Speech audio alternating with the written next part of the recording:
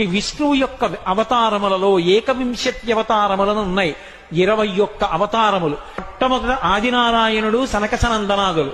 దాని తర్వాత వచ్చినటువంటిది యజ్ఞవరాహావతారం. యజ్ఞవరాహావతారం తర్వాత నారదుడు. నారదుడి తర్వాత నరనారాయణుడు.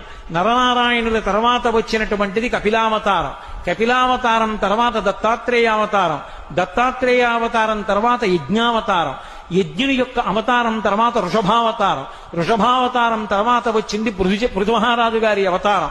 పృథుమహారాజు గారి అవతారం తర్వాత వచ్చినటువంటి అవతారం మత్స్యావతారం. తర్వాత కూర్మావతారం. తర్వాత ధన్వంతరి. తర్వాత మోహిని. తర్వాత నరసింహుడు. తర్వాత వామనమూర్తి. తర్వాత పరశురాముడు. తర్వాత రాముడు.